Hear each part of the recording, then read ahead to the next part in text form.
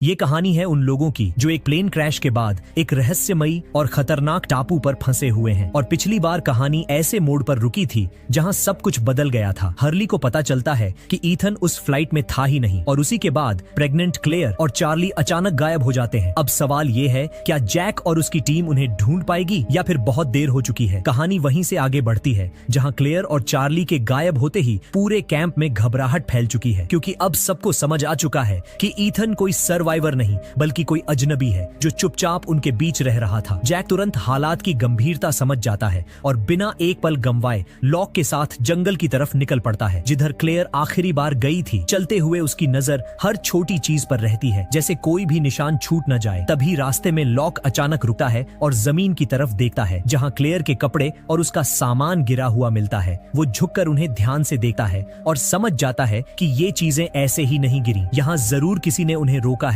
शायद उन्होंने बचने की कोशिश भी की है, लेकिन फिर भी उन्हें जबरदस्ती वहां से ले जाया गया है। ये देखकर जैक के अंदर की बेचैनी और बढ़ जाती है, क्योंकि अब साफ दिख रहा होता है कि कुछ गलत हुआ है। लॉक थोड़ी देर सोचकर जैक को समझाता है कि सामने वाला आदमी आसान नहीं है। अगर ईथन अकेला ही दो लोगों को इस तरह ले जा सकता है तो सीधे उसके पीछे भागना सही नहीं होगा। पहले वापस जाकर बाकी लोगों को साथ लेना चाहिए ताकि ठीक से खोज शुरू की जा सके। लेकिन जैक उस वक्त सुनने की हालत में नहीं होता। उसके दिमाग में बार बार क्लेयर का चेहरा आ रहा होता है और साथ में ये बात भी कि उसने उसकी बात को पहले गंभीरता से नहीं लिया था। उसे लग रहा होता है कि अगर वो पहले समझ जाता तो शायद ये सब नहीं होता। यही सोच उसे और आगे धकेलती है और वो लॉक से बस रास्ता पूछता है और बिना रुके अकेले ही आगे बढ़ जाता है, जैसे अब उसे खुद ही सब ठीक करना है। लॉक कुछ पल वहीं खड़ा रहता है, फिर वापस गुफा की तरफ लौटता है। वहां पहुंचकर वो जरूरी सामान उठाता है और बिना समय गंवाए निकलने की तैयारी करता है। केट बिना कुछ कहे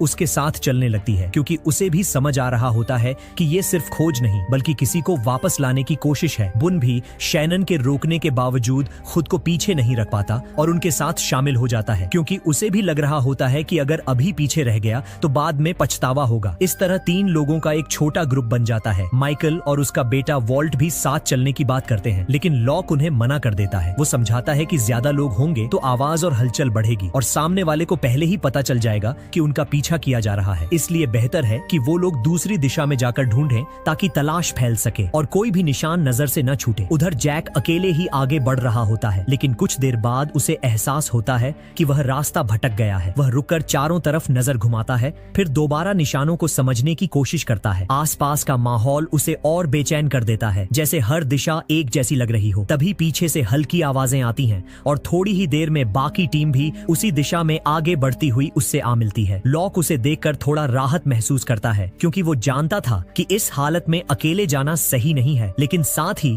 वो उसे समझाने की कोशिश भी करता है कि उसे वापस गुफा जाना चाहिए। वो उसे याद दिलाता है कि सईद घायल है और उसे इलाज की जरूरत है और यहाँ सब लोग उसी पर डिपेंड करते हैं। अगर उसे कुछ हो गया तो बाकी लोगों की हालत और खराब हो जाएगी। जैक ये सब सुनता है, लेकिन उसके अंदर जो चल रहा होता है वो इन बातों से बड़ा होता है। उसे बार बार वही बात याद आ रही होती है कि क्लेयर ने उससे पहले कुछ कहा था और उसने उसे उतना गंभीर नहीं लिया। अब वही बात उसे अंदर से काट रही होती है और उसे लग रहा होता है कि जो हुआ उसमें उसकी भी गलती है, इसलिए उसके लिए वापस जाना आसान नहीं है। वो साफ कह देता है कि वो नहीं जाएगा, उसे क्लेयर को ढूंढना ही है, क्योंकि अगर वो ऐसा नहीं करता तो ये बात उसके साथ ही रह जाएगी। लॉक उसके चेहरे को देखकर समझ जाता है कि इस वक्त उसे रोकना मुश्किल है, इसलिए वो बिना बहस बढ़ाए उसके साथ आगे बढ़ने का फैसला करता है। जंगल के अंदर हर तरफ एक जैसा दिखता है और रास्ता कब बदल जाए ये पता नहीं चलता, इसलिए लॉक अपनी लाल टी शर्ट फाड़कर उसके छोटे छोटे टुकड़े पेड़ों पर बांधता चलता है ताकि वापस आने का रास्ता बना रहे। ये एक सिंपल तरीका है, लेकिन इस जगह में यही काम आता है। चलते चलते वक्त कैसे निकल जाता है किसी को पता नहीं चलता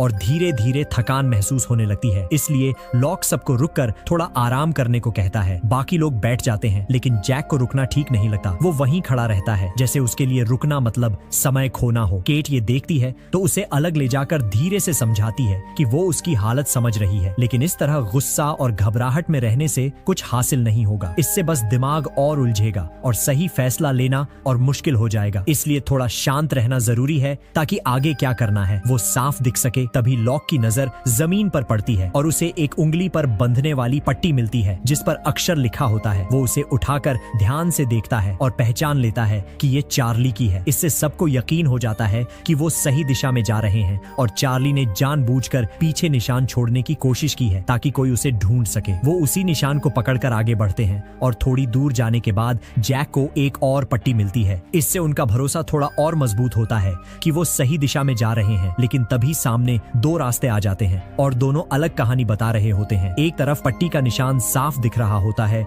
और दूसरी तरफ पैरों के निशान के साथ घसीटने के निशान नजर आते हैं। ये देखकर सब रुक जाते हैं क्योंकि अब फैसला करना जरूरी हो जाता है कि किस रास्ते पर आगे बढ़ना सही होगा। केट यहाँ ध्यान से आसपास देखती है और उसे बात कुछ ठीक नहीं लगती। उसे लगता है कि ये इतना सीधा नहीं हो सकता। हो सकता है किसी ने जानबूझकर ऐसा किया हो ताकि उनका ध्यान बट जाए और वो गलत दिशा में चले जाएं। उसे ये भी लगता है कि पट्टी शायद इसलिए छोड़ी गई हो ताकि वो उसी के पीछे लग जाएं और असली रास्ता छूट जाए। यानी सामने जो दिख रहा है वो शायद उतना सीधा नहीं है जितना लग रहा है। जैक फिर भी पट्टी वाले रास्ते पर जाने की जिद करता है क्योंकि उसके लिए ये सिर्फ एक निशान नहीं है। उसे लग रहा होता है कि चार्ली ही उन्हें रास्ता दिखाने की कोशिश कर रहा है और अगर वो इसे छोड़ देगा तो शायद वो उससे दूर हो जाएगा। वहीं लॉक पैरों के निशान वाले रास्ते को ज्यादा सही मानता है क्योंकि वहां साफ दिख रहा होता है कि किसी को खींच कर ले जाया गया है। दोनों अपनी अपनी बात पर अड़े रहते हैं और कोई भी पीछे हटने को तैयार नहीं होता। आखिर में उनके पास कोई और रास्ता नहीं बचता और वो अलग अलग रास्ते पकड़ने का फैसला कर लेते हैं। जैक केट को साथ लेकर पट्टी वाले रास्ते पर आगे बढ़ता है और शुरुआत में उसे लगता है कि वो सही जा रहा है, लेकिन कुछ दूर जाने के बाद उन्हें कोई नई पट्टी नजर नहीं आती। वो आगे बढ़ते रहते हैं जैसे उम्मीद अभी भी पूरी तरह खत्म नहीं हुई हो। जंगल और घना होता जाता है और तभी ऊपर से तेज बारिश शुरू हो जाती है। जमीन फिसलन भरी हो जाती है।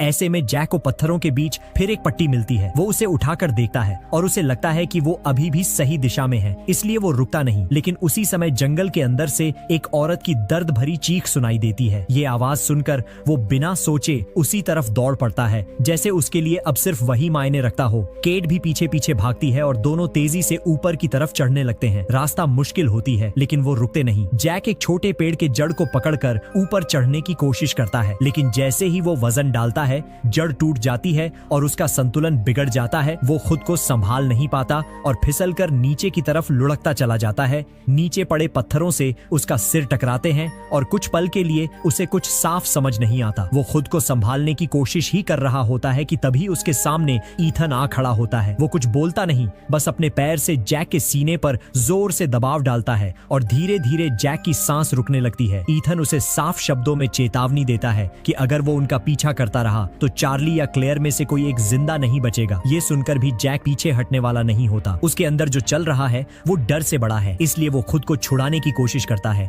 और सीधे ईथन से भिड़ जाता है। लेकिन ताकत का फर्क वहीं साफ नजर आता है। ईथन बिना ज्यादा मेहनत के उसे काबू में कर लेता है और लगातार मारता है। जैक पूरी कोशिश करता है टिके रहने की, लेकिन उसका शरीर साथ नहीं देता और आखिर में वो बेहोश होकर वहीं गिर जाता है। ऊपर खड़ी केट जब नीचे उतर कर आती है तो उसे सिर्फ जैक दिखता है जो जमीन पर पड़ा है और उसका सिर पत्थर से टकराया हुआ है। वो एक पल के लिए घबरा जाती है लेकिन खुद को संभालकर उसे उठाने और होश में लाने की कोशिश करती है। थोड़ी देर बाद जैक की आंखें खुलती हैं और जैसे ही उसे होश आता है वो अपनी हालत को नजरअंदाज करके तुरंत उठता है और बिना कुछ सोचे उसी दिशा में भागने लगता है जिधर ईथन गया था। केट को आसपास ईथन का कोई निशान नहीं दिखता, फिर भी वो जैक को अकेला नहीं छोड़ती और उसके पीछे पीछे चलती रहती है। जंगल के अंदर भागते हुए अचानक केट की नजर सामने जाती है और वो एकदम रुक जाती है। वहाँ चार्ली पेड़ से लटका हुआ होता है। उसकी आंखें ढकी हुई हैं और गर्दन बेल से बंधी हुई है। उसका शरीर हवा में झूल रहा होता है और पहली नजर में ही लगता है कि बहुत देर हो चुकी है। जैक तुरंत उसके पास पहुंचता है और बिना समय गंवाए उसके पैरों को पकड़कर ऊपर उठाता है ताकि गर्दन पर पड़ रहा दबाव कम हो सके। केट पास के पेड़ पर चढ़ती है और चाकू निकालकर बेल काटने लगती है। हाथ फिसलते हैं लेकिन वो रुकती नहीं और थोड़ी कोशिश के बाद बेल कट जाती है और चार्ली नीचे जमीन पर आ गिरता है। जैक तुरंत उसकी हालत चेक करता है और उसे समझ आता है कि चार्ली सांस नहीं ले रहा। वो बिना रुके उसे वापस लाने की कोशिश शुरू कर देता है। उसके सीने पर दबाव देता है और उसे सांस देने की कोशिश करता है। कुछ पल गुजरते हैं लेकिन कोई जवाब नहीं मिलता। केट पास खड़ी सब देख रही होती है और धीरे से कहती है कि अब शायद रुक जाना चाहिए, लेकिन जैक जैसे सुन ही नहीं रहा होता।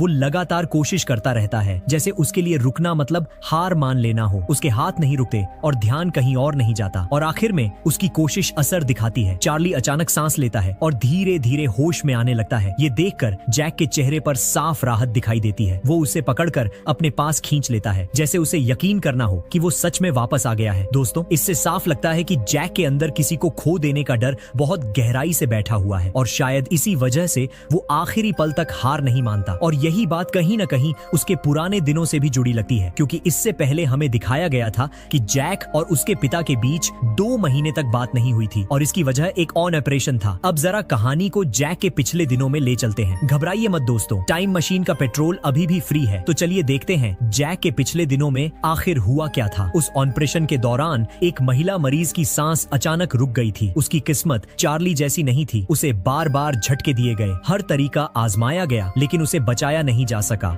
और यही बात जैक के अंदर कहीं अटक कर रह गई थी। असल में वो सर्जरी जैक नहीं बल्कि उसके पिता कर रहे थे और ऑपरेशन शुरू होने से पहले ही एक नर्स ने जैक को अलग ले जाकर धीरे से बताया था कि उसके पिता ने शराब पी रखी है, उनके हाथ ठीक से स्टेडी नहीं है और पकड़ भी वैसी नहीं बन रही। ये सुनते ही जैक के अंदर एक डर बैठ जाता है, क्योंकि वो जानता है कि इस हालत में ऑपरेशन करना कितना खतरनाक हो सकता है। वो बिना समय गंवाए सीधे ऑपरेशन रूम में घुस जाता है और बिना घुमाए फिराए अपने पिता की जगह खुद कंट्रोल ले लेता है। लेकिन तब तक बहुत देर हो चुकी होती है, क्योंकि उसके पिता पहले ही मरीज की लिवर आर्टरी काट चुके होते हैं और खून बहुत ज्यादा बह चुका होता है। ये देखकर जैक अंदर से हिल जाता है और उसी वक्त अपने पिता पर गुस्सा करता है कि ये साफ लापरवाही है। लेकिन उसके पिता इस बात को मानने के लिए तैयार नहीं होते। वो अपनी सफाई में कहते हैं कि मरीज पहले से ही एक्सीडेंट में बुरी तरह घायल थी, अंदर की हालत पहले ही खराब थी और जो हुआ वो सिर्फ शराब की वजह से नहीं हुआ। बात वहीं खत्म नहीं होती। बाद में उसके पिता एक रिपोर्ट तैयार करते हैं जिसमें वो पूरी घटना को एक तरह की अनहोनी की तरह दिखाते हैं और ये लिखते हैं कि उन्होंने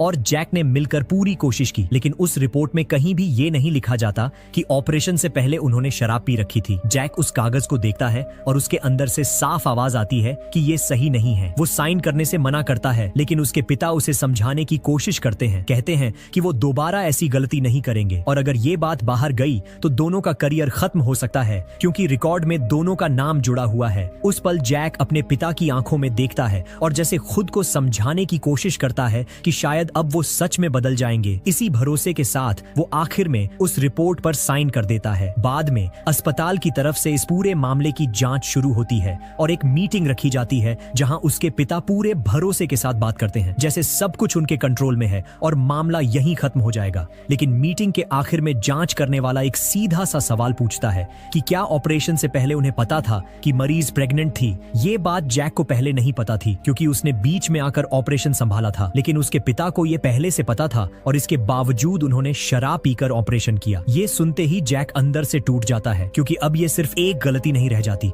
बल्कि इसका मतलब ये होता है कि वहां एक नहीं बल्कि 2 जानें दांव पर थीं। उसी पल जैक तय कर लेता है कि वो अब और नहीं छुपाएगा। वो अपनी ही साइन की हुई रिपोर्ट को गलत बताता है और सबके सामने साफ साफ सच बोल देता है। अपने पिता के सामने खड़े होकर वो पूरी बात बता देता है और उसके पिता कुछ पल के लिए उसे देखते रह जाते हैं, जैसे उन्हें यकीन ही नहीं हो रहा कि जैक ऐसा कदम उठाएगा। लेकिन बात वहीं नहीं रुकती, सच बाहर आ ही जाता है और उसका असर दोनों पर साफ दिखता है। उनके रिकॉर्ड पर दाग लग जाता है, उसके पिता का लाइसेंस छिन जाता है और उसी दिन से उनके बीच बातचीत बंद हो जाती है, जो धीरे धीरे दूरी में बदल जाती है। 2 महीने तक दोनों के बीच कोई बात नहीं होती। उसके पिता अकेले पड़ जाते हैं, वो खुद को संभाल नहीं पाते और शराब में और डूबते चले जाते हैं और आखिर में सिडनी की सड़कों पर उनकी मौत हो जाती है, जहां उनके साथ कोई नहीं होता। ये सब जैक के अंदर गहराई से बैठ जाता है। इसीलिए जब क्लेयर गायब होती है और चार्ली की जान खतरे में पड़ती है, तो वो इसे बस एक और घटना की तरह नहीं देख पाता। उसे लगता है कि अगर इस बार भी वो कुछ नहीं कर पाया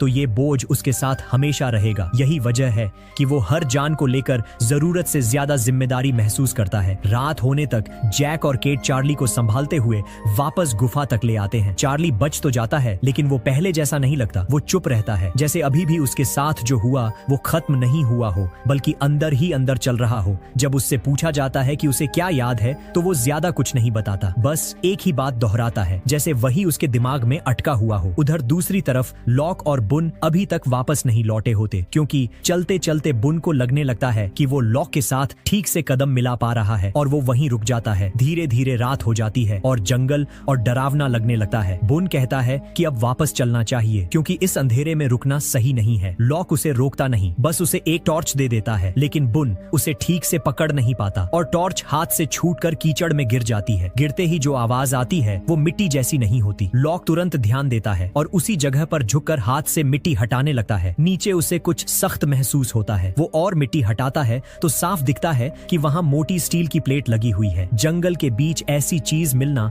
अपने आप में अजीब है और ये एहसास वहीं से शुरू होता है है कि ये जगह जितनी ऊपर से सीधी दिखती है उतनी है नहीं। देखो अभी जो हुआ है उससे एक बात साफ हो जाती है कि ये टापू सिर्फ एक जगह नहीं है बल्कि एक पूरा खेल चल रहा है जहां हर चीज के पीछे कोई वजह है। ईथन का अचानक गायब होना और फिर क्लेयर को उठा ले जाना, ये सब रैंडम नहीं लग रहा। और अब जंगल के अंदर जो ये स्टील की प्लेट मिली है वो इस बात का इशारा देती है कि यहाँ कुछ ऐसा छुपा है जो अभी तक किसी को पता नहीं चला। यानी खतरा सिर्फ बाहर से नहीं बल्कि इस टापू के अंदर ही कहीं छुपा हुआ है। और सबसे बड़ा सवाल अभी भी वही है कि क्लेयर जिंदा है या नहीं, और अगर है तो वो किस हालत में है। तो अगर आप सच में जानना चाहते हो कि आगे क्या होने वाला है और इस टापू का असली राज क्या है, तो अभी चैनल को सब्सक्राइब कर लो और वीडियो को लाइक करो, क्योंकि अगला पार्ट यहीं से शुरू होगा और वहां चीजें और ज्यादा साफ भी होंगी और उतनी ही खतरनाक भी।